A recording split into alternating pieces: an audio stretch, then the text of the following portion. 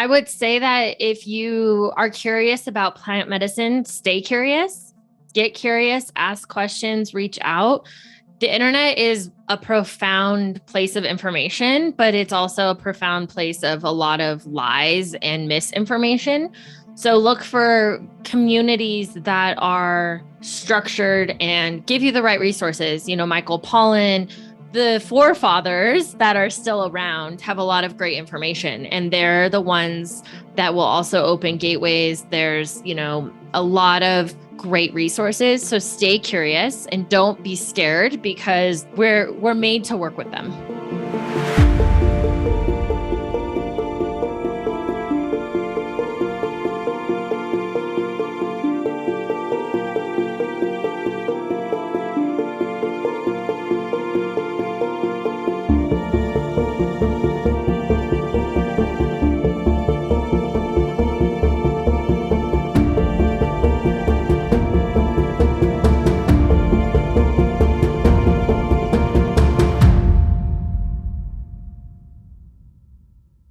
Hi, everyone. Welcome to another episode of the Psychedelic Conversations. Today, we have Megan and Nicole Michelena in the house. Welcome. Such a pleasure to have you both. Thank you, Susan, for having us. Yeah, we're so excited to be here. Thank you, Susan. So I'm just going to speak a little bit about your bio to our listeners, for them to connect and have a context of, where you're coming from. And then we can dive into your stories, which is the most exciting part. And then let's see how it unfolds for us all. So you guys are Microdosing Institute certified mental health experts specializing in psychedelic medicines. You guys are known as the Zenchronicity, right? Zenchronicity Sisters. Co-founders of Zenchronicity, a plant medicine microdosing mentorship program that supports healing through psilocybin. Megan, you also a certified holistic nutritionist, health coach, and you both are trauma-informed yoga teachers, crystal experts, and Megan also an astrology. So that's really fascinating. I know these words I'm always struggling to pronounce. So there's a lot here we can talk about, but firstly, please tell us your background and what brings you to this space. Thank you again for having us, Susan. It's been a wild ride. I think most people's stories are kind of crazy, but of course, if we go back almost 15 years now is probably when ours started, but COVID kind of sent us into starting a company and all of that.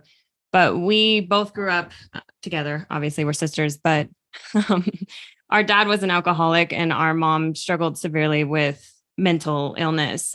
She actually had a psychotic break when I was around 6 and my sister was 10 and ended up in a psych ward for a couple years of our lives. So when you see that happen so young, and then you have a father that's he was a very high functioning alcoholic. It's actually amazing when I look back, how he was able to maneuver life for as much as he was drinking, but it runs in his family line, having the German Irish background. His parents were alcoholics and their parents were alcoholics. I think that just, it perpetuates and you basically become immune in a way because his whole family were high functioning alcoholics, CFOs, CEOs, wild that they can drink like that and still function. So we grew up and then, I went to yoga teacher training when I was 21 and I realized then that how I was functioning wasn't normal. My behaviors weren't normal, like being a perfectionist, the way that I would even, give people the silent treatment and not be able to talk about things or, there was mental health issues. I just wasn't aware because you don't know what you don't know. And, I think the baby boomer generation was very much just sweep everything under the rug and don't talk about it. Our family's perfect. Everything's perfect. So when I became a yoga teacher in San Francisco, it was actually the yoga studio owner I couldn't teach because I was such a perfectionist that I would shut down in front of the room if I got one thing wrong or felt like I wasn't doing something perfect. It just completely, I would not be able to talk, not be able to teach. My brain would basically go blank. And so she took me to something called Al-Anon. And surprisingly enough, I'd never heard of that before, but it's the counterpart to AA. If you're in Al-Anon, you're basically a dry drunk. You have all of the same characteristics, but you're usually a severe codependent. And so I went there and I was like, that person sounds like me. That person sounds like me. And shockingly, like, this isn't normal. So it started there. And then our dad actually got sober about a year after. 3 months. 3 months after we joined Al-Anon. I didn't realize it was that short of a time. Super short. So he got sober. He went into AA. So our whole family at that point was in recovery. My mom joined Al-Anon because her father was an alcoholic. And, she had, so going back to when we were, she had an absolute psychotic break. They couldn't actually even bring her back. They had to give her, we have an uncle that's a neurosurgeon in New York. And he had to fly out and convince the psych ward to actually give her shock treatment to bring her back. My dad was going to sign her into the psych ward for the rest of her life. So she ended up getting shock treatment and came back. She was on lithium. She was on all these things. And what is really wild to me is that when she came off lithium, she was pretty functional and is to this day pretty functional, still has a lot of mental health issues, but now we know that it was trauma based. When somebody has such severe trauma that they never deal with, that they can have a psychotic break. It's no different than suicide, right? It's like she just snapped. She couldn't be here anymore in this world. It was too painful. And psychedelics have even helped her. And there's a lot of, controversy about people that have mental health backgrounds using those. And it has worked for her, not saying that is for everybody, but what we've seen just in her growth is astounding from where we came from as kids. But, Al-Anon is kind of where it started with yoga, starting to do yoga. If anybody's read The Body Keeps Score, releasing trauma from the body, but, my body issues, all of the things that I was holding and didn't really realize started to come up into my yoga practice. There was a lot of support there before I even really knew what the word trauma-informed yoga teacher was or trauma in general. I was processing a lot in the yoga rooms. And then I became a holistic nutritionist. And, then all of this happened with COVID. And then psychedelics kind of became on the forefront of everybody's mind. And from 3 different sources, I heard it from a friend that actually lives here in Colorado Springs, and then a yoga teacher that had lived she's in Italy now. And then we heard it because my sister was actually in yoga teacher training at the time from a body worker shaman dude that's like, you have a block in your heart chakra. You might want to look into doing psychedelics to open that.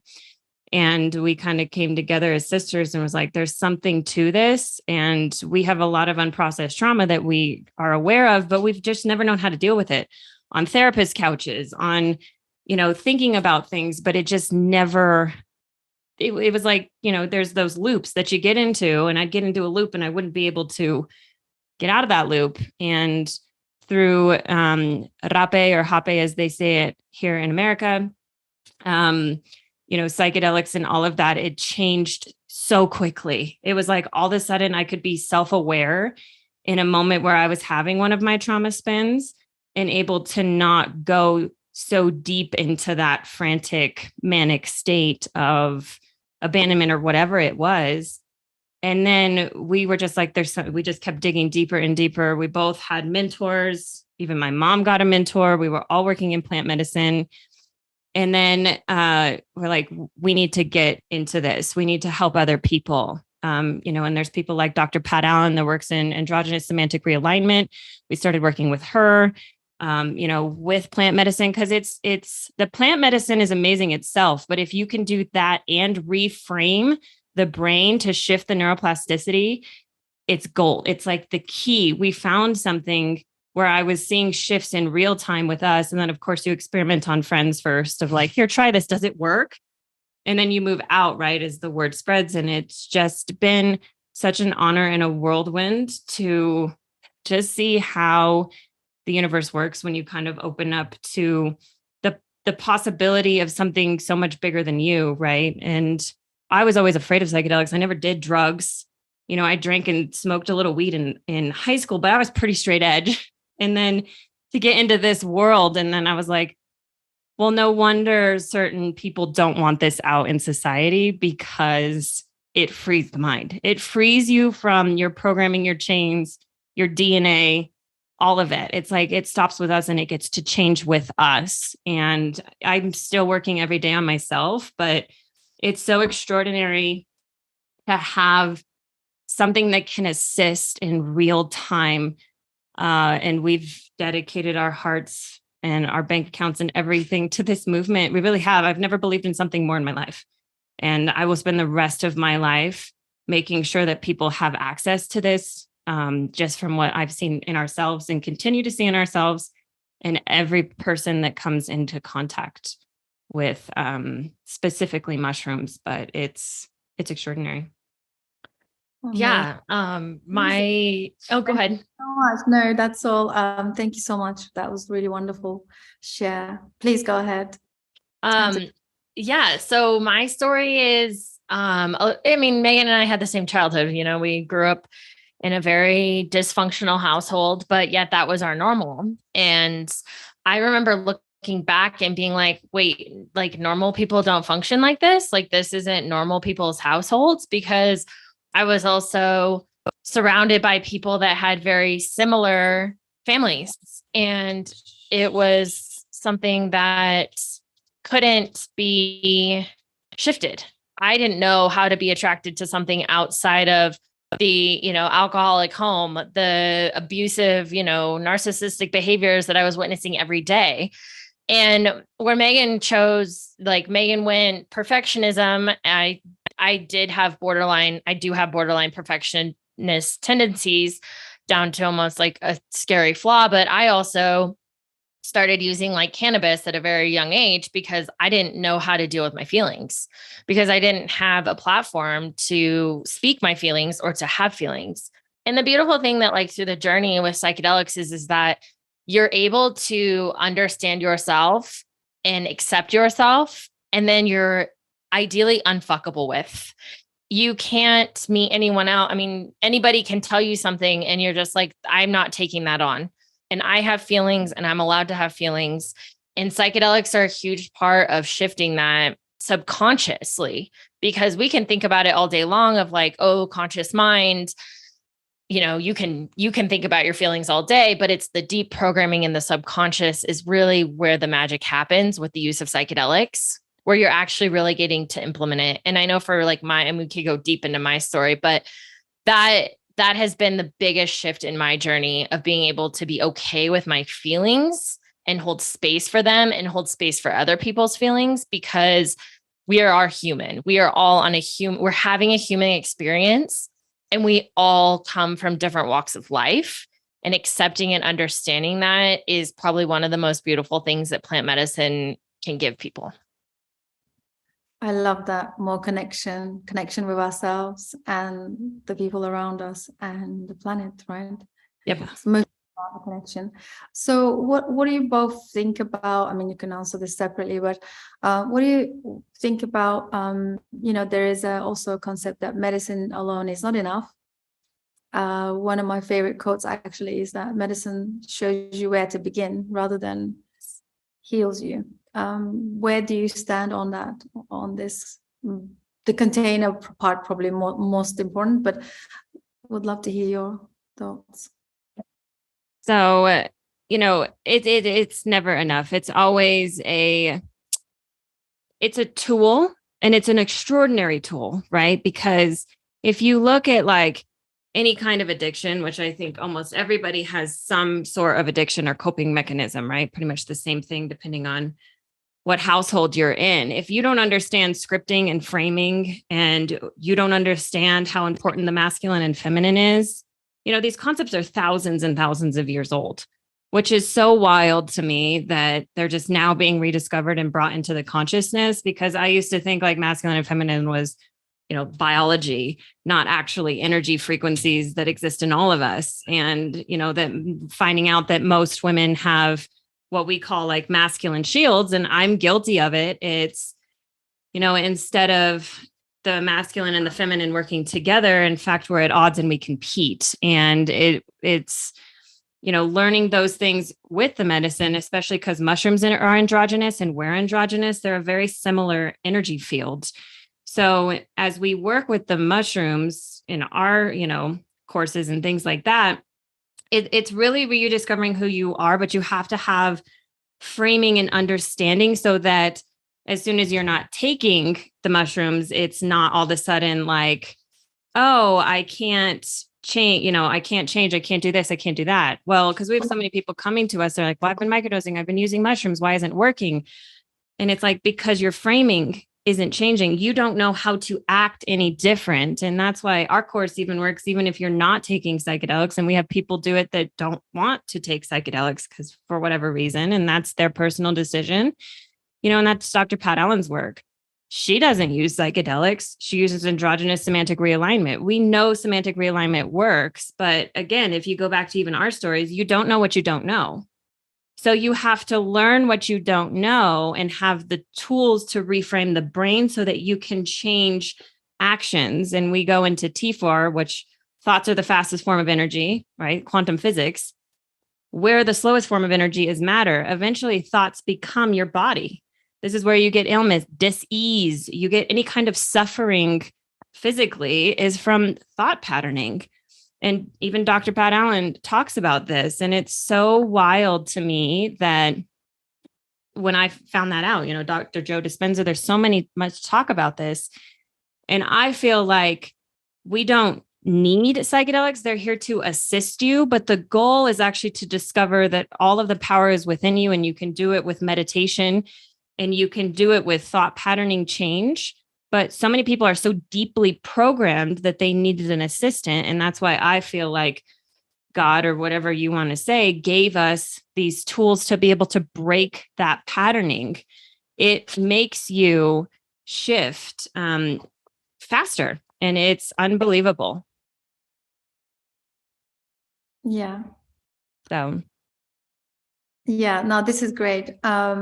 Because, we focus on the container part of it mostly, just because, we've seen now, I think there are enough evidences out there that a lot of people can, consume plant medicines, but it's very difficult to break from those chains of our, old patterns. So I agree with you, Megan, in terms of these powerful tools being the sort of catalyst to break us open, to understand our programming and maybe where we're coming from, and see ourselves for who we are. I think that's really the tricky part, because lots of people are in therapy for years and years. They do so many things, body work, everything, breath work, and we hardly see any, real tangible healing. So that being said, what do you guys think of the healing process? For example, what does it mean for you? And if, for our listeners, because especially now, the trauma-informed or the word's being spread out. It's so mainstream. And I'm sure you guys have these conversations like we do in our own community. What are your thoughts on the healing journey and also like the trauma aspect of it?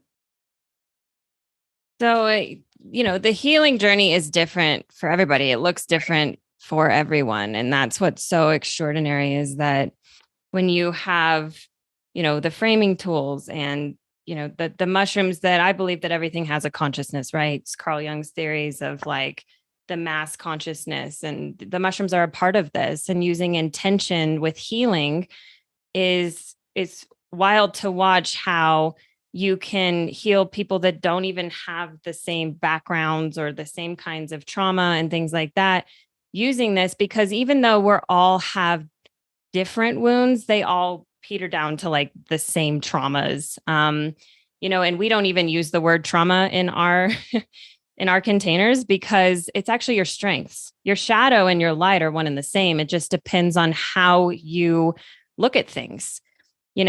I used to look at like my background in trauma and the things that have happened to me and think like, oh my gosh, why did this happen to me? I was in such victimhood.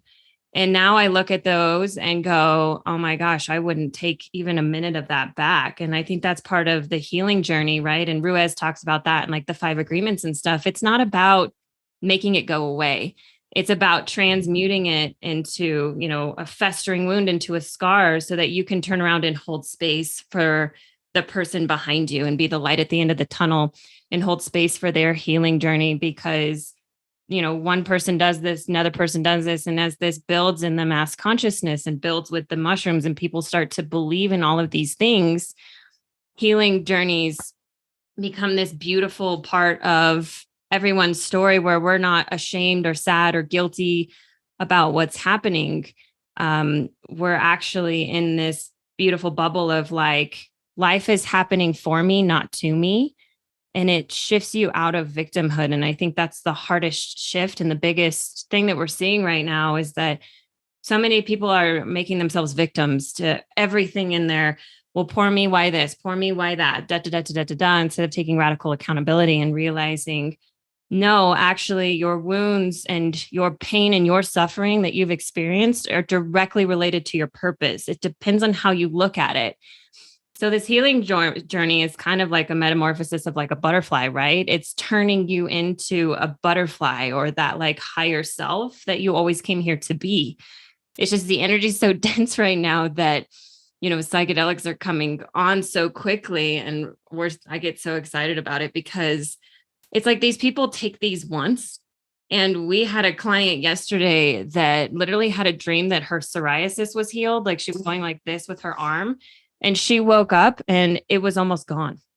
I mean, that's what that's what we're seeing happen is I'm like, now I understand more and more why they call these magic mushrooms, because you really can't explain it. It's between you and your heart and the higher self and the connection into the earth that these, mushrooms are bringing with intentions that, I mean, I've always believed in a power greater than myself, but it's become so much more of my day-to-day life of understanding that the divine is within us and we have all of the power, and to watch the world start to heal because it's everywhere. That's what's so wild. It's happening everywhere all at once. And people waking up to really their true potential is just, I know a lot of people are like, I don't know why I'm alive right now, but it's kind of, and I'm so excited about it. We're on the precipice of we don't even know what it looks like on the other side of this mass awakening is what we call it in the human beings of, you know, just how much the divine is with us all the time. Yeah. Yeah. Being in US and of course, being in the middle of the whole happening, the psychedelic renaissance at the moment, it's huge, and there are parts of the country decriminalizing and there's legalization happening in some parts. What are your observations around this emerging psychedelic renaissance? And do you see US as the leading country? Because we did kind of touched on Australia shocking us out of our systems, becoming the first country. But what are your thoughts and observations around the whole thing? Well, I think what's really happening right now is, this is happening on a worldwide level. People they're seeking answers outside of like the big pharmaceuticals because they aren't getting the answers that they were once thinking that would be the answer, right? So we have the rise of Adderall, we had the rise of SSRIs, NRIs, and now we're having the rise of the psychedelics. First we had weed and now we have psychedelics. And what's happening is that originally, if we look back on the history of psychedelics, they were made illegal because they were realizing, and the tests that were being done were actually showing that they could open the minds and the consciousness of human.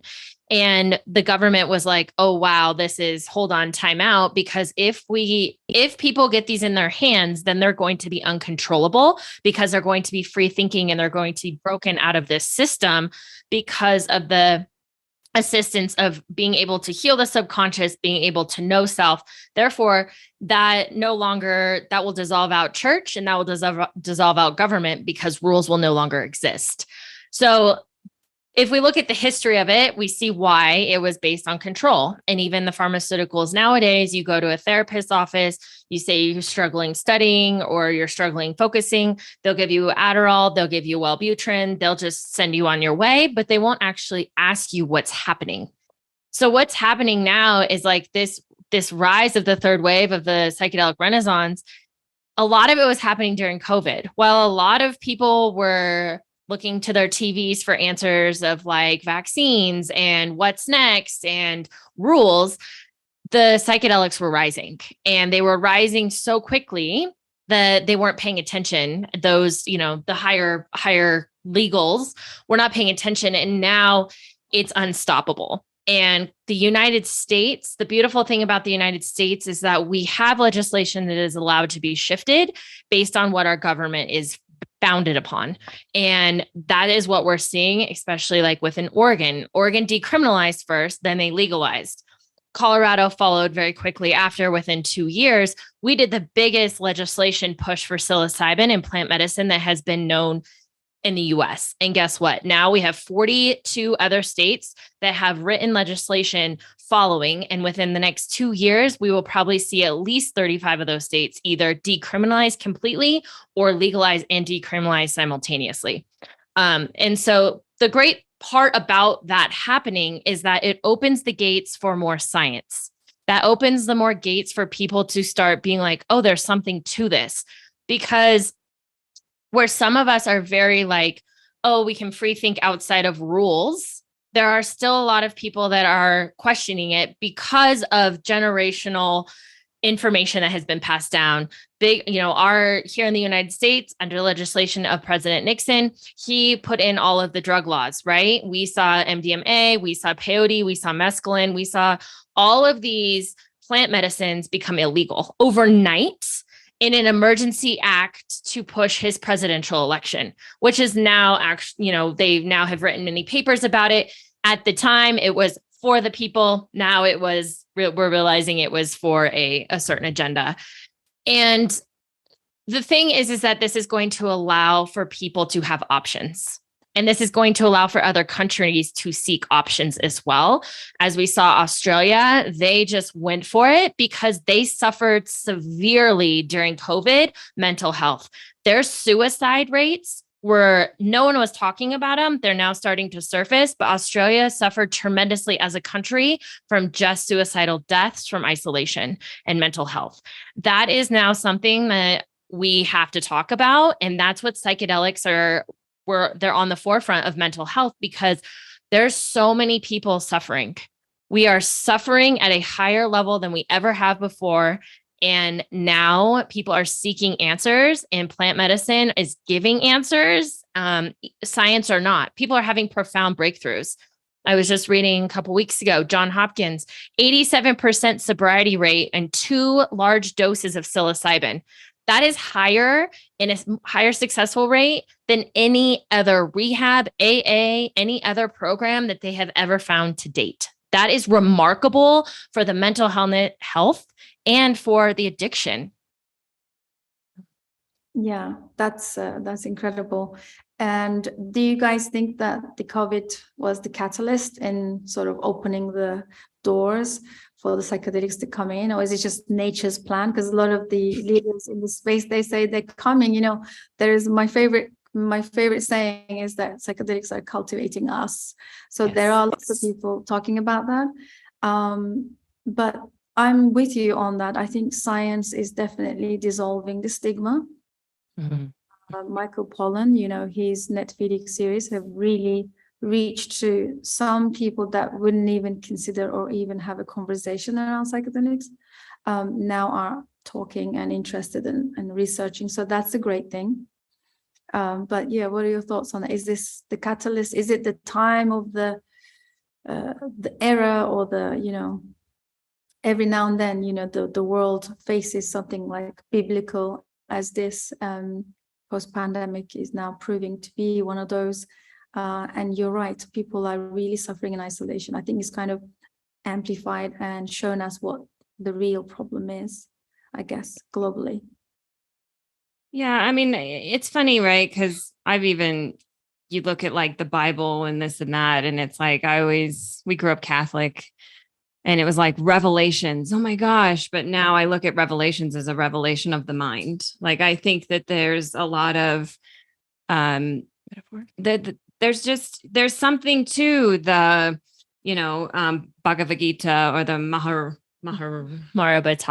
I'm like, I always forget how to say it. There's all of these themes about, the Great Awakening and things like that. It's like, how do you even make that up? Because back then they supposedly didn't have the technology we do. Who knows what they were actually capable of. I have my theories, but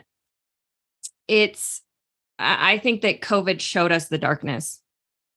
I think that it woke a lot of people up to asking the question of, do we want to perpetuate and continue to live like this? Because how many of us have ever taken a pause like that, right? I mean, most of us, it's like you run through childhood, then you run through, and then it's like you have to go to college and you have to get married, you have to have kids, and you're just so busy in the program that there was never a pause. And then all of a sudden they locked us up to see if they could have control. And what they actually did was make some of us start to question, what is life if there's no joy? What is life if, that's it? That, you just run through the programming and, do we want to be our parents? No. Do we want to be our parents' parents? No. Do we want our kids to go into the same systems? Because systems create systems. It's like the debt in college and all of these things. It's like, you're not worth anything if you don't go to college. You're not da da da da da da. And it's like, I used to be a private flight attendant. Every billionaire I flew, except for one, didn't have a college education. That tells you something. It's like, they didn't spend all of that money to be programmed, to be put into the system. It doesn't mean that there's not, like doctors and lawyers and things like that. I get why they're going to college, but why is everybody have to go to college? Or, there's that stigma around that. There's just so much programming on programming on programming that creates shame and guilt and pain and suffering. And COVID, at least we're seeing with a lot of people, just woke people up. It was like, I don't want to live like this anymore. What is the point if there's not community, if there's not love, if there's not, and what is this fight for power, right? We see this in couples. We see this in the mass consciousness. It's like everybody's fighting for power and nobody's fighting for love. And it's like, we have to come back to that fight for love and fight for each other, because we are all in this together. If I heal, somebody else is going to heal, because they see changes, they see differences that didn't exist in the field, or at least my field before. And, I think COVID, we will look back and it'll be one of the biggest blessings that ever happened to mankind. But I also think it was predestined. In my opinion, as an astrologer and things like that, we entered the age of Aquarius. Aquarian rules humanity. It rules the mass consciousness. It rules the rise of the people and the love for the people, instead of this very, Capricorny, structured business, like every man for themselves kind of energy. And, I think by the end of this, we're going to be in a very village mentality where villages are raising kids and it's not just on two parents. That creates mental illness in itself. I mean, kids are so much work, and there should be, so much love surrounded. I really like how the Native Americans how their societies and everything were formed. And guess what? Psychedelics were a part of that. And they took psychedelics away from the Native Americans because they couldn't civilize them. Direct quote from our, government. And it's just, I think we have so much to look forward to. And the catalyst to that was COVID, because it was the great pause, the great reset, essentially. Yeah.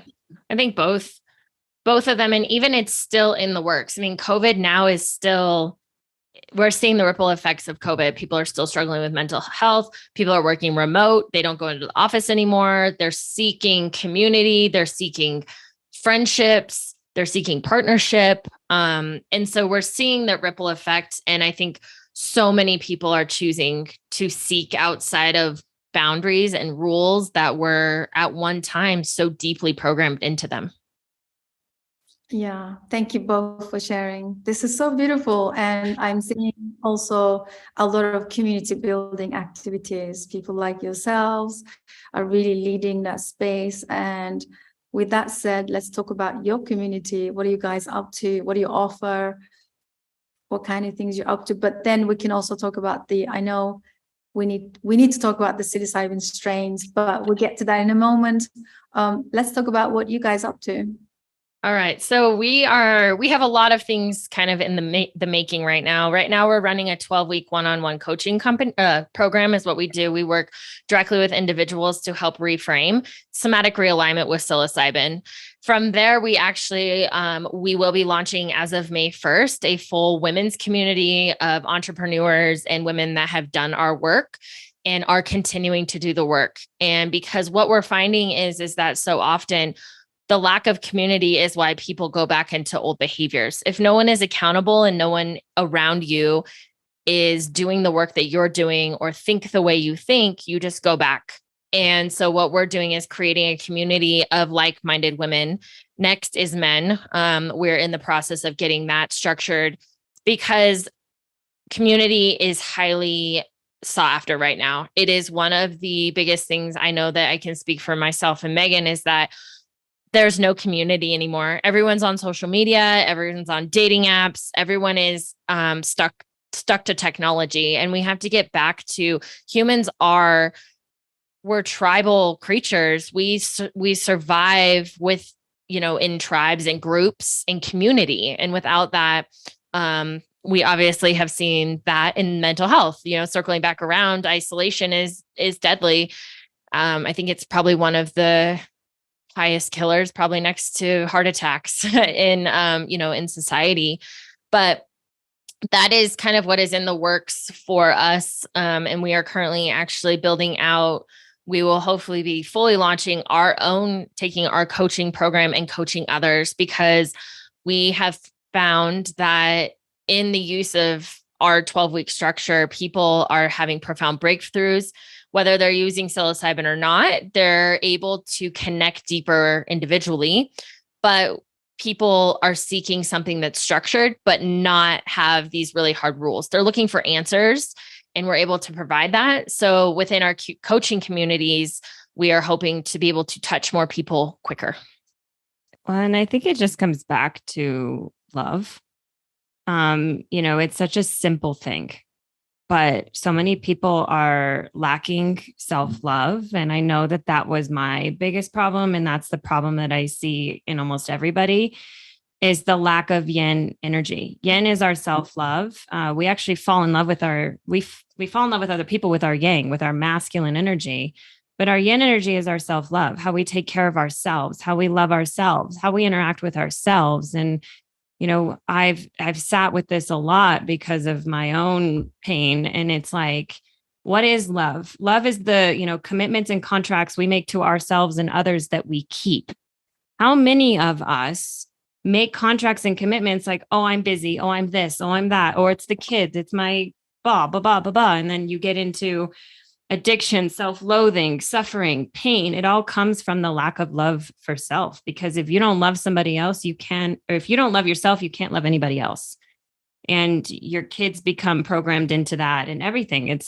And that's what codependency and everything comes from, is that you're not an interdependent human. You're a codependent human that's looking outside of self for self-worth, for value, for all of these things. And coming back and teaching people, like, it's okay to be selfish. Like, yin energy is about selfishness, because if you're not cared for, how the heck are you going to care for anybody else? It's okay to spend time by yourself and have your wants, needs, and desires honored, and to voice those to other people. Because if we're all self-sufficient humans that love ourselves, and then we come together in a community, think of the power of that, versus something that's disempowered and is in oh, I'm sorry. Oh, I'm this. Oh, I'm that. Well, one of the biggest things we deprogram people to say is sorry. And it's actually really hard for me, because it's my default to just, oh my gosh, I'm sorry. Somebody's mad at me. Somebody's this, somebody's that. And it's, nobody wants your sorrow. In fact, just say you made a mistake, or, this doesn't feel good, or I don't feel good, or, we're so afraid to express our feelings genuinely. And this is something I'm still working on, because it's, and in the brain, it's a norepinephrine response, which is the most addictive chemical known to man. Well, it's not a chemical, it's a neurotransmitter, but it's just wild, right? Because it's both a dopamine response, whether you're in pleasure strokes or pain strokes. But when you start to understand those in the brain and you realize you're addicted to norepinephrine, you're addicted to suffering. So you look for pain in your relationships, you start fights, you go out and drive and get road rage and scream and this and that. It's like, you're addicted to pain. You're a pain addict. When we say that to people, they're like, what? And oh my gosh, that makes so much sense. And this is why, Bill Wilson even got kicked out of his own AA program, because when he tried psychedelics, he said, this is the key. This will make addiction a non-thing, right? And, I believe in that so much, but it all comes back to when you experience that universal love and you experience how much love is really out there in the universe and within yourself, and you tap into that will heal anything and anyone, because there's something greater than you. What it actually means to be alive. And I know many people grow up without really feeling or tapping into that. And that's what our program does. It's like, we're basically surrogate moms of like, this is what love really feels like. And our mentor is 90 years old, and she's so stoic and she's so lovely. But man, when she calls us out on our BS, it's out of love, but it's so just like in your face of, what are you doing? You have choice. You have all the power here. Why are you giving your power away? And that's triggering. But it also goes back to, correct, I'm responsible for everything and everyone that's in my life and how they're treating me, because I get to say no. I get to, have enough self-love to do that. And it's just, I think that's what our program comes back to, is just yin and love. Well, and that community keeps everyone accountable in that regard. It's having a space of, I made a mistake. I don't know how to communicate my needs or my, what I don't want from feminine. And the community is built around a support group to be able to say, hey, okay, let's go back to the tools, because no one's perfect. And this is, I think another thing that is so important to touch on is that this isn't an overnight thing. This is a life journey of being consciously aware every day that you're going to choose to make the change. You're going to choose to be in pleasure. You're going to choose to treat people with kindness and love, and stepping out of the old programming that you were programmed from childhood. I mean, we're scripted by 3. So, having that community is really important to us, because it's keeping people also accountable, and that they are all supporting one another. That's so beautiful. It's very aligned, because these are the kind of conversations we're having over here in our communities. I believe community is what kills the victimhood, and responsibility definitely brings the self-agency back. Fully, I'm with you. And I think the hardest thing to accept is self-love isn't just champagne and bubble baths, It's not the Instagram self-love, right? It's a real direct and owning your own decisions, your life, your behavior, and also that responsibility that comes with it. I think everything you guys have said, all I'm hearing is like, okay, it's time to grow up. It's time to grow up and really become autonomous. I think coming from a trauma therapy background myself, I always see the trauma impacts us, and it really impacts us on the levels where we can't grow up, and we keep staying stuck in the infantile states, just little children in grown bodies looking for their mommy or something like that. It's really difficult. And I love what Megan said. Sometimes it just comes down to that love, just realizing that it can heal. And yeah, definitely communities are the way forward. And thank you for doing this work. Really appreciate that. I think we need more leaders and space holders in front lines, being direct, coming with tough love, but really it's all about, that's the value that we need to remember again. I think there's a lot of miscommunication, misunderstanding around what is love. And we've forgotten how important is that tough love and the accountability, right? I think part of the healing for sure. That being, yeah, go on. Well, and I think that that's another beautiful thing is tough love. So often, we've created a society, at least here in the United States, and from what I've observed from humanity, no one wants to hurt anybody else's feelings. But the thing is that you're not responsible for anybody else's feelings. You're responsible for helping others expand and grow by being true to yourself and standing in your own truth instead of being in that people-pleasing victim mentality of, I'm going to tell them what they want to hear because I don't want them to be mad at me. And, it gets into a very vicious cycle when we can go down that wormhole, but that tough love can change someone's life. Because in that moment of tough love, it may hurt, but it also gives that person the opportunity to grow and expand if they choose to do so. And, I think back on my own life, and I've had some really, really aggressive mentors that that's all it was with tough love. But I actually realized that was that little child in me seeking validation. And they didn't let me be a child. They were like, no, you have to be an adult in this. And to be able to step into that and to grow is such a beautiful opportunity if people are willing to take the chance and let go of the fear and the victimhood around tough love. And you can change someone's life by one simple, truthful sentence. Yeah, absolutely. That being said, I think we can move into the psilocybin strains. So I don't know, Megan or Nicole, or you both together, or how you're going to tell us. Please do. Yeah. So we work with 12 different strains of mushrooms, psilocybin particularly, and they, Megan knows this a lot. Megan can go more in depth on this. I understand it and how it works, but Megan can give you the full, I'll let Megan go on this one. I shouldn't have taken this one. It's funny, right? Because there's so many, there's thousands of strands of psilocybin mushrooms, many that we probably haven't even discovered because they're deep in the rainforest somewhere. But, when you go back into ancient shamanic wisdom, even there's 7 strains of ayahuasca.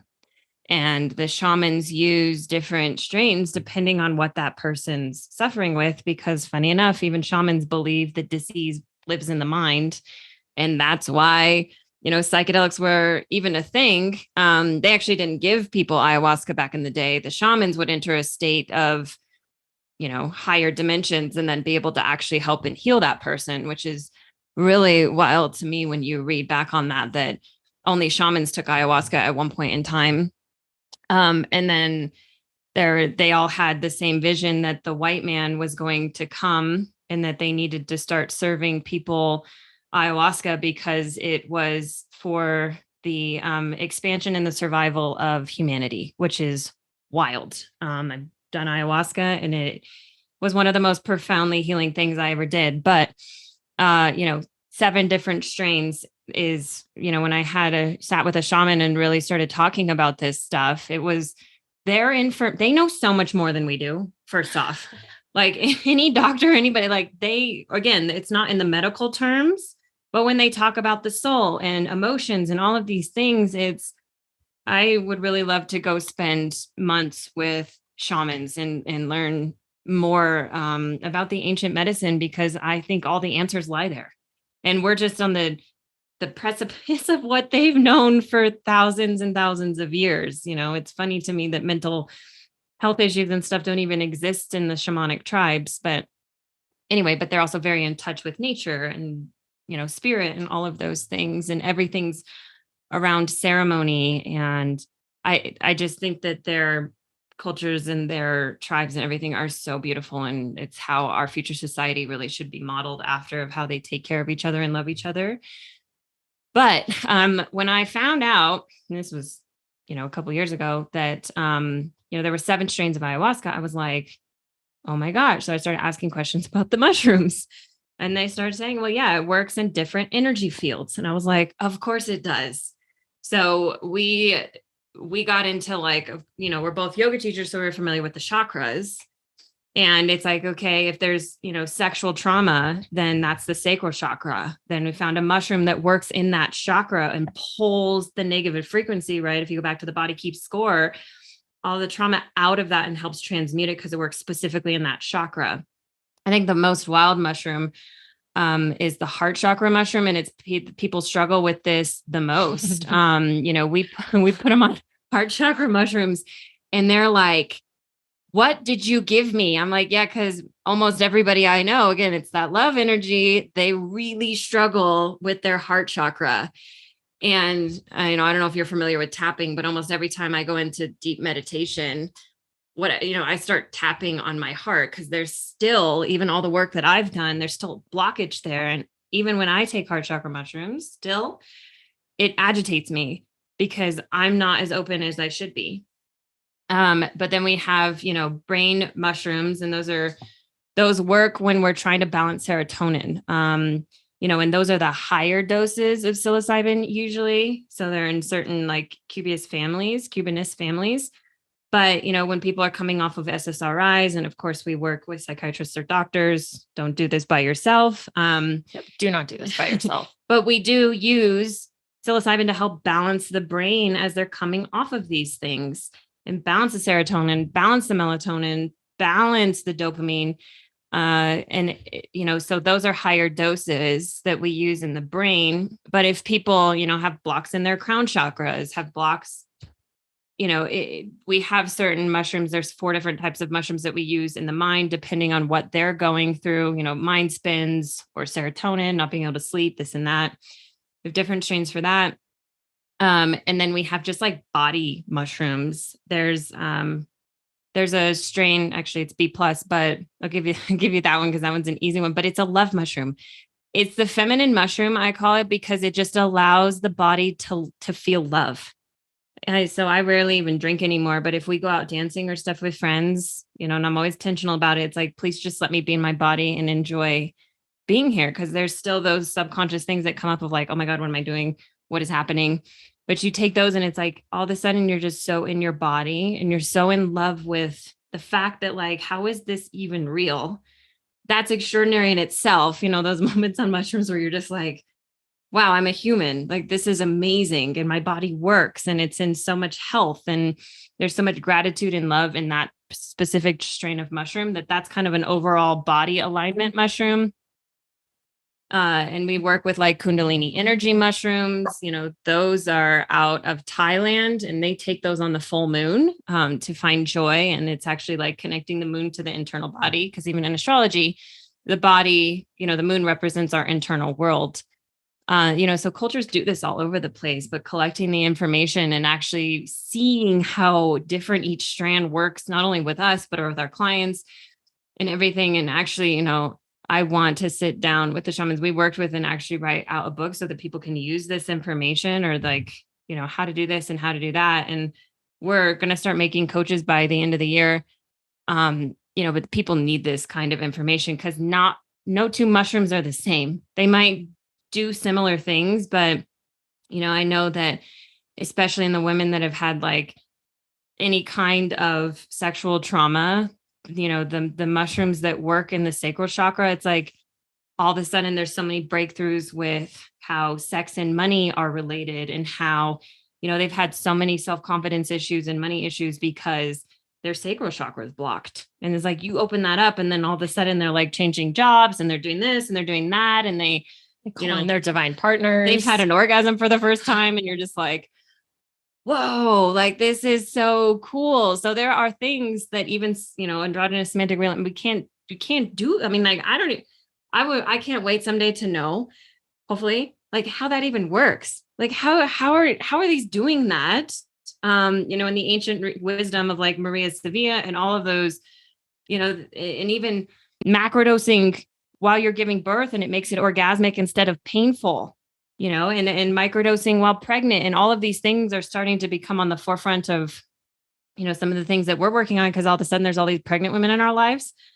And Nicole and I don't have kids, but it's, it's just endless. But, I do want facilitators and things to know is that, not everybody has access to that many different types of mushrooms. Hopefully soon, any mushroom is better than no mushroom if you're looking for this, but just know that in shamanic medicine, all of them carry different healing energy, just like I'm a healer, Nicole is a healer, but we have different things that we're good at. This is the same with the mushrooms, the same with ayahuasca, same with everything. So don't group everything together. Start to expand your mind, because there is a lot of even information on the internet. They've kind of pulled some of it down because it was wild. Like even a year ago, there was more than what there is today. So I want to put it on like our own platform and stuff like that, because, weird stuff like that's happening. But this ancient wisdom is starting to come up and out. And, I know that especially people that have big blocks with like meditation and stuff, there's actually a mushroom coming out of Atlanta that's called Jedi Mindfuck. That's literally what it's called.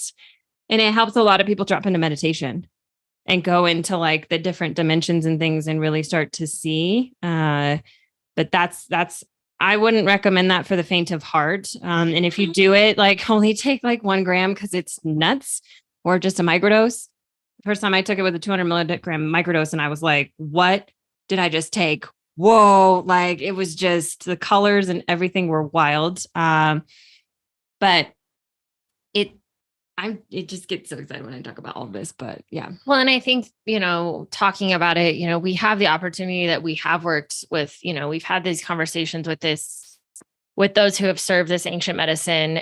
But the thing is that I think so much of it comes around intention, and that if you're seeking, we don't know, science hasn't proven, nor I don't know if it will, how these fungi work. Like they know we have like neurotransmitters that it like connects into in the brain and in the gut, but they don't actually have any idea how, which I think is really fascinating, because nature is just in herself.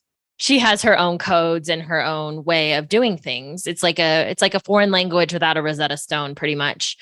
And when you work with a medicine of any sorts, whether it's ayahuasca, peyote,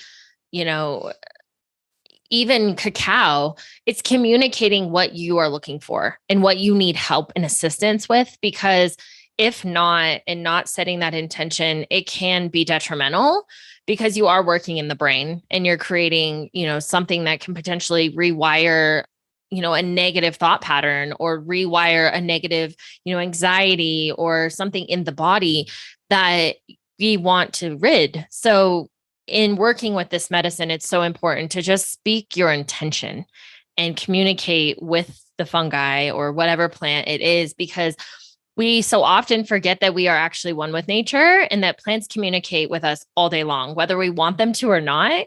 They do, and they speak their own language, but we can also cohabitate and work with them together to create our own freedom of the mind. Wow, that's so wonderful. Thank you so much to both of you. It's been amazing. As we're coming to the end of our conversation, I would like to just sort of ask you to, what would you like to leave our listeners with, your last words of wisdom? And then for sure, we'll have your full bio in the show notes, and your links if our listeners are interested in connecting with you. And I just want to say you also host the Zenchronicity podcast together, which is wonderful. So if they want to go over and listen to some of your amazing content. And yeah, I will leave you to say your last words of wisdom. So I'll go first. I would say that if you are curious about plant medicine, stay curious, get curious, ask questions, reach out. The internet is a profound place of information, but it's also a profound place of a lot of lies and misinformation. So look for communities that are structured and give you the right resources. Michael Pollan, Paul Statman, the forefathers that are still around have a lot of great information, and they're the ones that will also open gateways. There's, a lot of great resources. So stay curious and don't be scared, because we're made to work with them.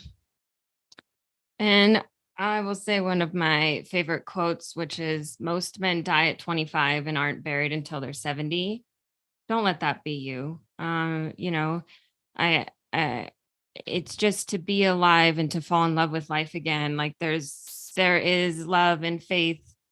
And I'd never use the word hope because, I believe that faith and love are the stronger frequencies of that. Hope's are bigger. And to just fall in love with life again. And these, if you're called to this, if you're listening to this podcast, obviously you're called to it, but just know that there's so much more to life than we can see. And we live in the 1%, what we can see and sense with our senses. And if you step into the 99 to the true quantum field and what humans are truly capable of, you will find delight and you will fall in love again. And just never stop seeking and loving until you find whatever you're looking for, because it's out there. Amazing. Thank you so much, Nicole and Megan. It's such a pleasure to meeting you and connecting in this way. Thank you for your wisdom and your time to share with us. Just out of curiosity, they say families trip together, stay together. Is that true? Yes.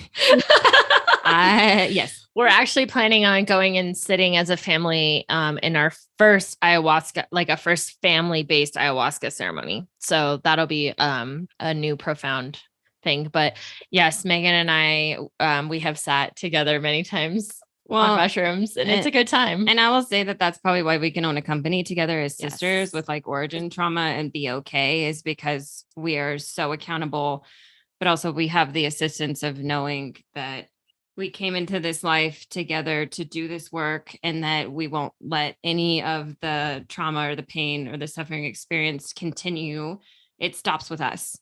We're the divine disruptors of our lineage, and will continue to be in other people's if, they'll step in. But yeah, for sure. It's healed so much of even our sister wounds. Oh yeah. I mean, we had an experience where we were both told in different ways, but we are healing DNA simultaneously. So whatever I heal, Megan heals, and whatever Megan heals, I heal. So it was a really kind of a profound breakthrough of realizing, like, because we came from the same womb and we come from the same, lineage, we are healing generational DNA. And it's really profound, and it's a journey. It's fun. Sometimes it's not easy, but it's still fun. It's a good time. It is. It definitely keeps you accountable. It definitely does. But I love that. Yep. I appreciate that every day, actually. Yep. It's beautiful. You divine disruptors. Such with you, and I think you're going to be an inspiration for a lot of the listeners out there who have siblings and are embarking on such journeys. I always encourage families to take medicine together as well. Beautiful. All right. Thank you so much again. Once again. Thank you, Susan, for having us. Yeah, we appreciate you. Thank you. And also thank you for the work that you do, because you're doing it too. You're a divine disruptor too. I love that. And I love meeting like souls that are on this journey into the unknown together, really. Yep. Because this soul contract for this lifetime is wild. Good time. I appreciate you. Appreciate you both, and hope to have you back very soon, because we do love returning guests and following their journeys. We would love that. Mm-hmm. We'd be honored. Yeah. Thank you so much for joining us. Hope you guys enjoyed the Divine Sisters Disruptors. And if you'd like to get in touch with them, we'll have all the links and the bio in the show notes. And do get in touch. Share your experiences. Maybe you have the same experiences with your families. Drop it in the comments. Don't be shy. I'll see you guys on the next one. Bye for now.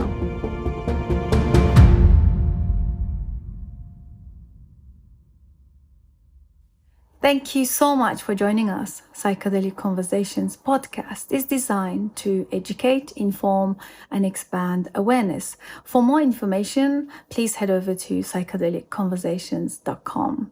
You can also share with your friends or leave a review so that we can reach more people. You can also join us in our private Facebook group to keep the conversation going. This show is for information purposes only, and it is not intended to provide mental health or medical advice. Thanks for listening.